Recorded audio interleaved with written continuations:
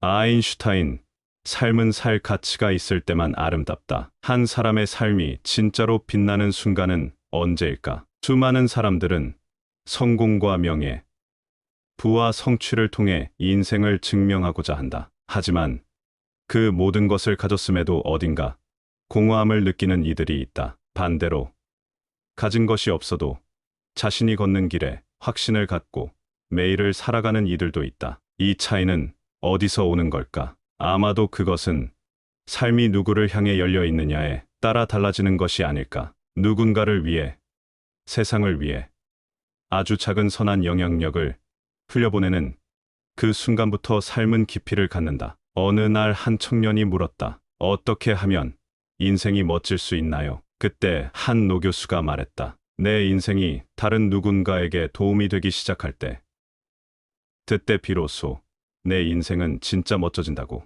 이 말은 단순한 도덕적 조언이 아니다. 삶의 본질에 대한 통찰이다. 인간은 연결된 존재이고 그 연결 속에서만 자신의 의미를 찾을 수 있다. 나를 넘어 타인을 향한 시선이 생길 때, 그때 우리는 더 이상 존재하는 것에 머무르지 않고 살아있게 된다. 아인슈타인은 과학의 언어로 세상을 설명했지만 삶의 질문 앞에서는 언제나 인간의 윤리를 먼저 이야기했다. 그는 말한다. A life lived for others is a life worthwhile. 남을 위해 사는 삶이야말로 진정한 가치가 있는 삶이라고. 그가 이 말을 남겼던 시대는 전쟁과 분열, 탐욕과 파괴가 만연했던 시대였다. 그 속에서 그는 지성과 도덕을 함께 고민했고 진정한 삶의 의의를 실천으로 증명했다. 지금 우리에게 필요한 건 거창한 계획이 아니다. 단 한 사람의 마음을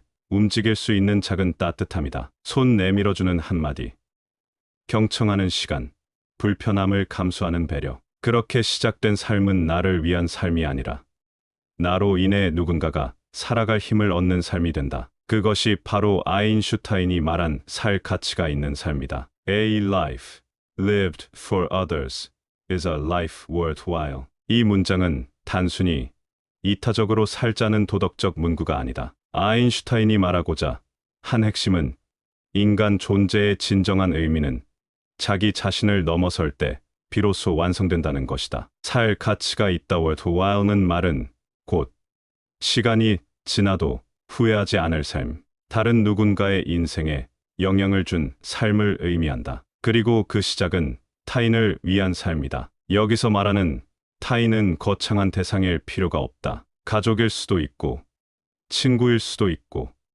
때로는 스쳐 지나간 낯선 사람일 수도 있다. lived for others라는 표현에는 헌신이 아닌 방향성이 담겨 있다. 자신을 없애고 타인에게 모든 걸 내어주라는 말이 아니라 삶의 축을 나 중심에서 우리 중심으로 옮겨보라는 제안이다. 내가 가진 능력과 시간과 마음을 조금만 바깥으로 향하게 할 때 그 작은 선의는 놀라운 울림을 만들어낸다. 그 한 번의 선택이 누군가에게는 하루를 버티는 희망이 될 수 있고 또 다른 누군가에게는 삶 전체의 방향을 바꾸는 계기가 되기도 한다. 그리고 아인슈타인은 그 말을 자기 삶으로 증명했다. 그는 단지 물리학자였던 것이 아니라 행동하는 양심이자 도덕적 사유자였다. 나치의 폭력, 전쟁의 불안, 핵무기의 위험 앞에서 그는 침묵하지 않았다. 자신이 개발한 과학이 인류에게 해악이 될 수 있다는 사실 앞에서 그는 책임을 느꼈고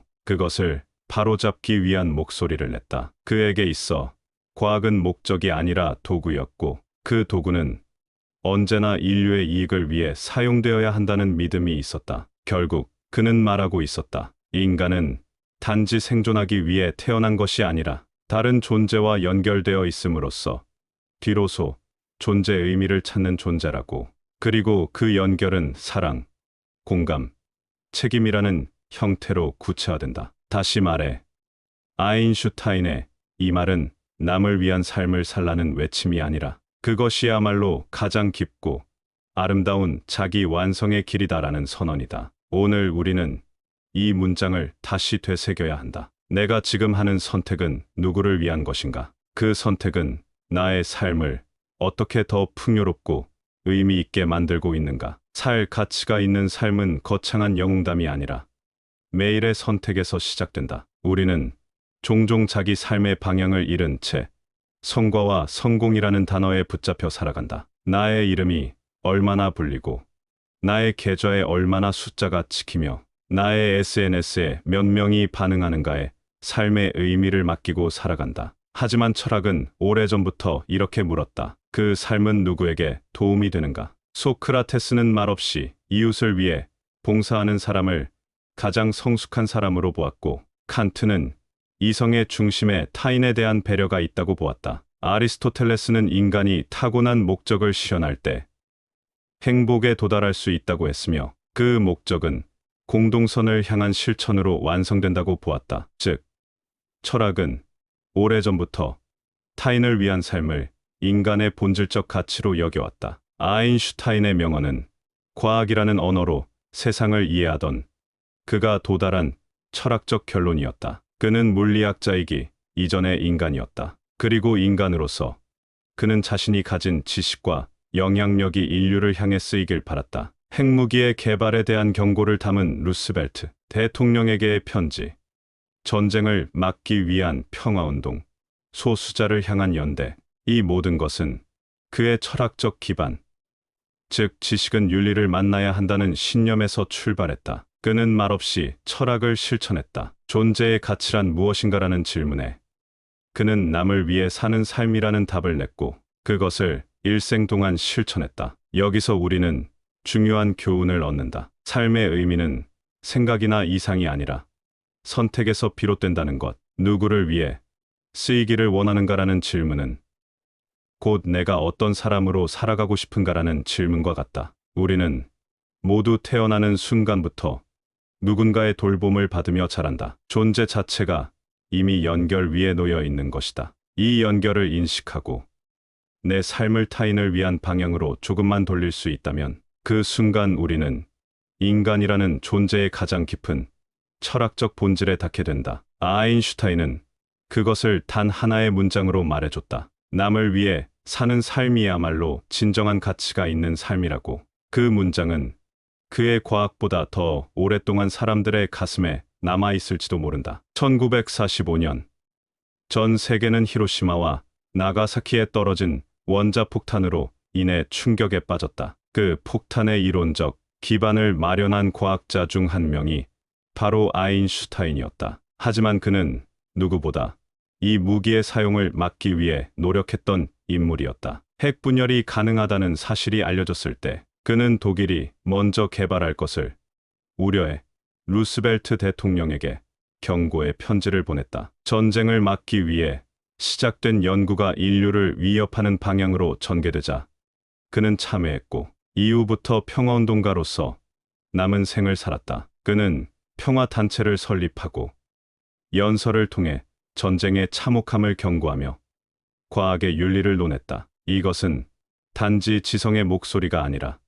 양심 있는 인간으로서의 삶의 선택이었다. 하지만 그런 삶은 위대한 인물에게만 주어진 특권은 아니다. 한국의 한 시골 마을에서 평생 반찬 가게를 운영하며 어려운 이웃에게 도시락을 무료로 나눠준 할머니가 있다. 그녀는 자신의 삶이 대단하지 않다고 말한다. 그냥 밥을 먹을 수 있는 사람으로서 밥을 못 먹는 사람을 외면할 수 없었을 뿐이라고. 그녀의 이름은 뉴스에 크게 나오지 않았지만 그녀의 행동은 수많은 사람들에게 감동과 용기를 줬다. 그녀가 선택한 건 이웃을 위한 삶, 그것 하나였다. 또 한 사람, 간호사였던 한 여성이 코로나로 모두가 멀어지던 시기에 위험을 무릅쓰고 자원봉사자로 요양원에 들어갔다. 가족을 만날 수 없어 우울증에 빠진 어르신들의 손을 잡고 끝까지 함께 하겠다는 말을 전한 그녀의 이야기는 SNS를 통해 퍼져나갔다. 그저 자신의 일을 했을 뿐이라며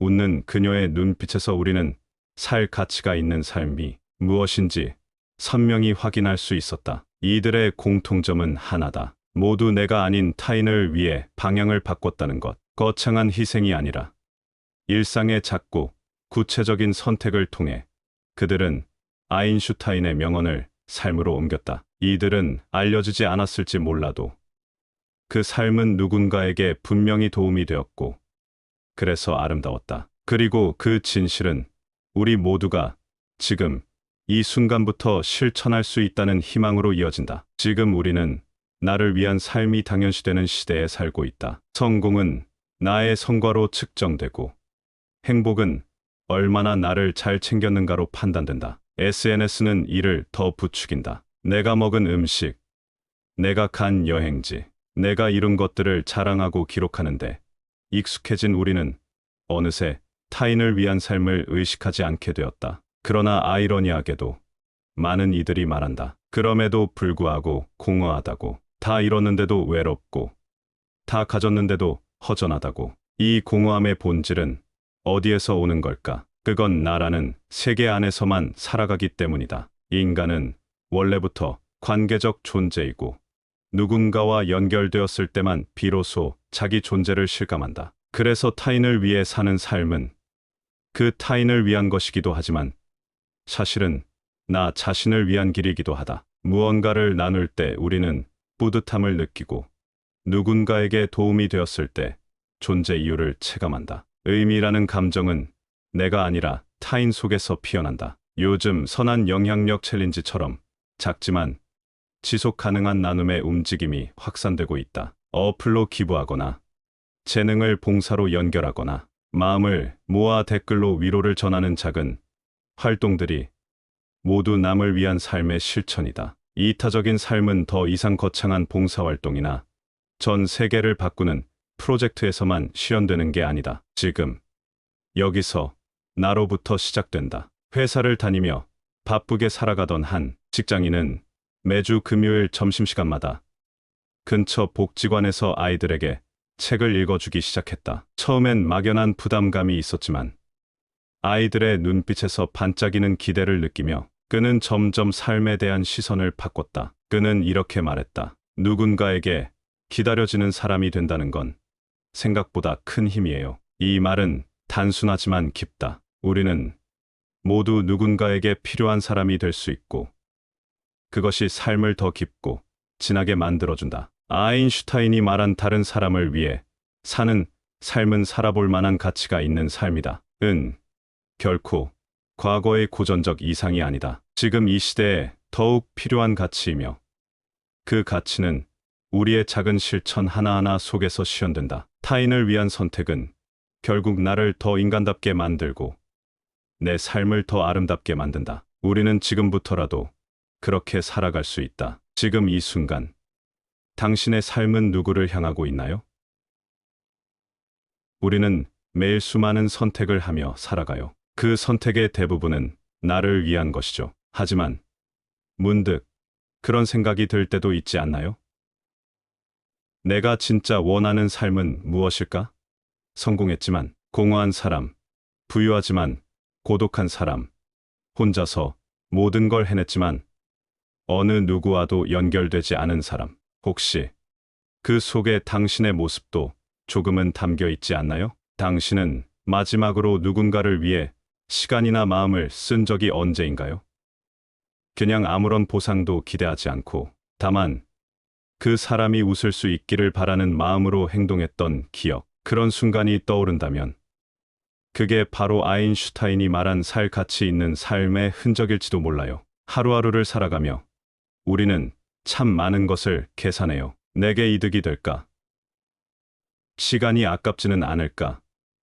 누군가에게 먼저 마음을 주는 게 손해처럼 느껴지기도 하죠. 하지만 어쩌면 정말 중요한 건 반대일 수도 있어요. 내가 먼저 마음을 줬기에, 내가 먼저 다가갔기에 우리는 누군가의 기억 속에 남고 누군가의 삶의 빛이 되는 거예요. 당신은 어떤 삶을 꿈꾸고 있나요? 오직 나를 위해 존재하는 삶인가요? 아니면 누군가와 함께 빛나는 삶인가요? 누군가의 이름을 떠올렸다면 바로 그 사람이 당신이 살아가는 이유일지도 몰라요. 그리고 그 사람이 있다는 건 당신이 이미 살 가치 있는 삶을 시작하고 있다는 뜻이죠. 혹시 지금 떠오른 사람이 있나요? 그 사람을 위해 오늘 당신은 무엇을 할 수 있을까요? 아주 작은 한마디, 한 행동이라도 괜찮아요. 삶은 거창한 변화를 통해 완성되는 게 아니라 그런 사소한 마음에서부터 조금씩 빛나기 시작하니까요. 삶을 남을 위해 산다는 건 거창한 기부나 유명한 활동가가 되라는 말이 아니야. 오히려 중요한 건 작고도 사적인 실천이야. 지금 당신이 있는 자리, 당신이 가진 환경 안에서 누군가를 위한 단 하나의 선택을 오늘 시작해보는 거야. 그게 바로 삶을 살 가치 있게 만드는 첫 걸음이니까. 첫째, 나눌 수 있는 것 하나를 정해보자. 물질이 아니어도 좋아. 시간, 재능, 말, 관심, 존재감. 예를 들어, 주말에 1시간을 떼어 아이에게 책을 읽어주는 시간을 가지거나 부모님에게 안부 전화를 걸고 진심 어린 대화를 나누는 것도 나눔이야. 나의 존재가 누군가에게 위안이 된다는 걸 느껴보는 것. 그게 삶의 가치야. 둘째, 나의 영향력 지점을 찾아보자. 회사라면 팀원 중 지친 얼굴의 동료에게 커피 한 잔을 건네거나 학교라면 친구의 고민을 묵묵히 들어주는 것도 좋아. 우리가 미처 인식하지 못한 채 지나치는 자리들 속에 누군가의 하루를 바꿀 수 있는 작은 기회가 숨어 있어. 셋째, 익명으로 선을 베푸는 연습을 해보자. 계산대에 다음 사람을 위해 음료 하나를 더 사주거나 이름 없는 편지를 누군가의 책상에 살짝 올려놓는 것. 보상 없는 선행은 당신의 마음에 잔잔한 울림을 남기고 세상에 대한 신뢰를 되돌려줘. 넷째, 하루 한 문장 실천 일기를 써보자. 오늘 나는 누구에게 어떤 도움을 줬는가. 작더라도 그것을 기록해보자. 그건 스스로에게 나는 살 가치 있는 삶을 선택하고 있다는 확신이 될 거야. 하루하루가 쌓이면 그건 언젠가 누군가의 삶을 바꾸는 진짜 영향력이 된다. 다섯째, 나를 위한 삶과 타인을 위한 삶의 균형을 익히자. 오직 남만을 위해 살 필요는 없어. 자신을 돌보며 타인을 향해 마음을 열어야 오래 지속할 수 있어. 내가 건강해야 오래도록 나눌 수 있으니까. 나를 위해 하루를 쉬고 다음 날은 그 에너지로 누군가를 도와주는 것. 이건 이타와 이기의 균형이지. 희생이 아니야. 우리는 모두 아주 작지만 유일한 빛이야. 그 빛을 자신에게만 비추면 좁은 세계에 갇히지만 옆 사람에게도 나눌 수 있다면 세상은 조금씩 따뜻해져. 오늘 하루 무엇이든 좋아. 누군가를 위해 단 하나의 선택을 해보자. 그리고 그 선택을 기억하자. 그 순간 당신의 삶은 이미 아름다워지기 시작했으니까. 우리는 모두 어디론가 향하고 있어요. 어떤 이는 더 많은 것을 소유하기 위해, 어떤 이는 더 높은 자리에 오르기 위해, 또 어떤 이는 그저 버티기 위해.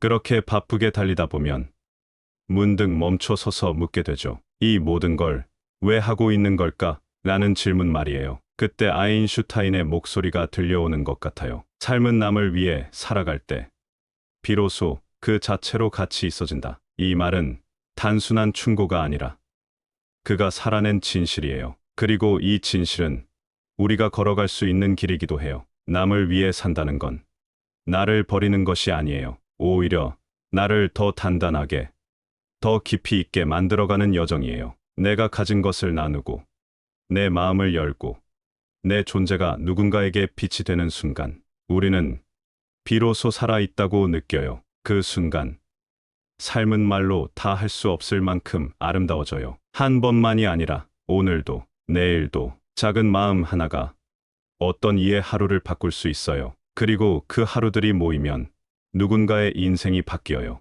우리가 이따금씩 베푸는 친절이 언젠가 우리 자신을 구할지도 몰라요. 세상이 너무 차갑다고 느껴질 때 내가 먼저 따뜻해지는 것, 그것이 가장 확실한 변화의 시작이에요. 기억해요. 당신은 누군가에게 꼭 필요한 사람이에요. 당신의 삶은 이미 누군가의 희망이에요. 오늘 그 사실을 잊지 말고 당신만의 방식으로 그 진실을 살아가 주세요. 그럼 그 삶은 틀림없이 아름다울 거예요. 당신이 기억하는 살 가치 있는 삶의 순간은 언제였나요? 혹은 누군가를 위해 오늘 작게 실천한 일이 있다면 나눠주실래요? 여러분의 이야기를 댓글로 들려주세요. 그 따뜻함이 또 다른 사람에게 용기가 될 수 있어요.